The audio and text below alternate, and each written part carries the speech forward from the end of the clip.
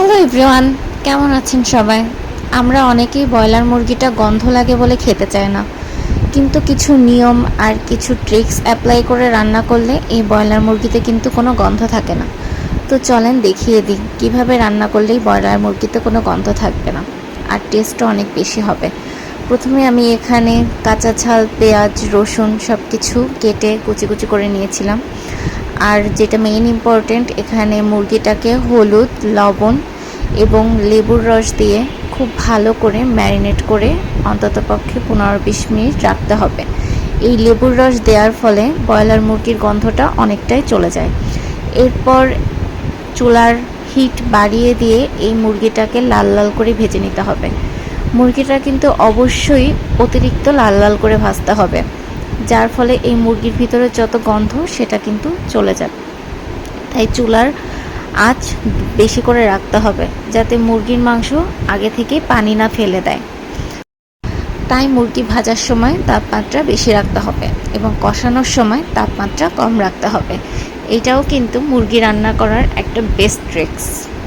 তো আমি এইভাবে চুলা অতিরিক্ত জোরে রেখে মুরগিটাকে লাল লাল করে এপিট ওপিট করে বেশ কিছুক্ষণ সময় নিয়ে ভেজে নিয়েছি। এরপর আমি মুরগিটাকে তুলে নিচ্ছি।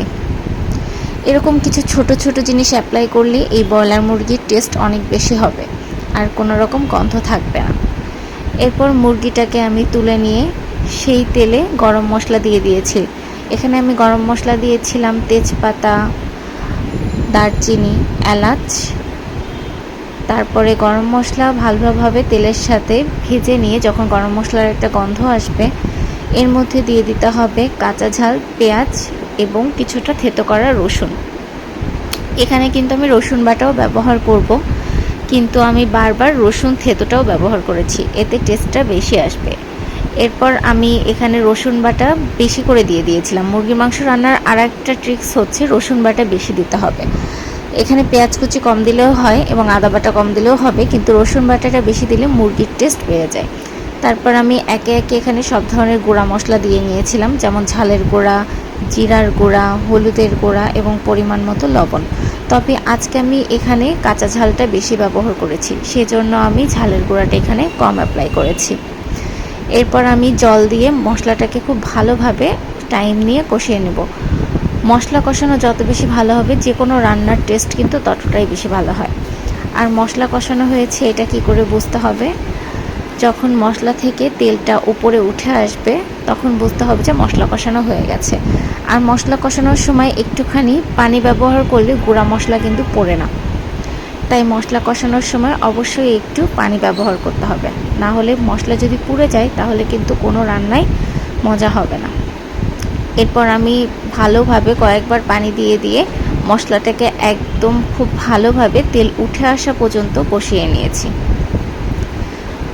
এই যে মশলা কষানো হচ্ছে,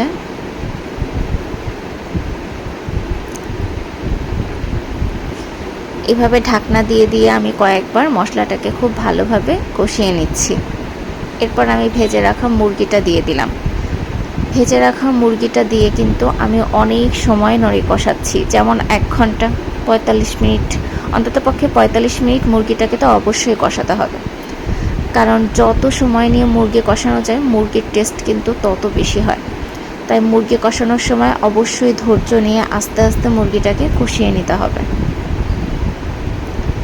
এরপর আমি কয়েকবার ঢাকনা দিয়ে দিয়ে মুরগিটাকে কষিয়ে নিয়েছি। মুরগি কষানোর সময় কিন্তু আমি এক্সট্রা কোনো জল ব্যবহার করি নাই, কারণ জল ব্যবহার করলে মুরগি কিন্তু পানসা লাগবে। তাই জল ছাড়াই মুরগিটাকে খুব ভালো করে কষিয়ে নিতে হবে। আমি এখানে একটা এক্সট্রা আস্ত রসুন দিয়ে নিয়েছিলাম। এরপর মুরগি কষানো হয়ে গেলে এর মধ্যে ভেজে রাখা আলু দিয়ে দিতে হবে। আলুটাকে আমি হলুদ আর লবণ দিয়ে সামান্য একটু লাল লাল করে ভেজে নিয়েছিলাম। তো আলুটাকে দিয়ে মুরগিটা আমি আবার 10 মিনিটের মতো কষিয়ে নেব। তারপর এই যে পরিমাণ মতো জল দিয়ে নিলাম। জল দিয়ে মুরগিটাকে বেশ কিছুক্ষণ ধরে ফুটিয়ে নিলেই কিন্তু আমার মুরগি রেডি হয়ে যাবে। এভাবে রান্না করলে ব্রয়লার মুরগিতে কোনো গন্ধ থাকবে না। এই যে আমার মুরগির ফাইনাল লুক।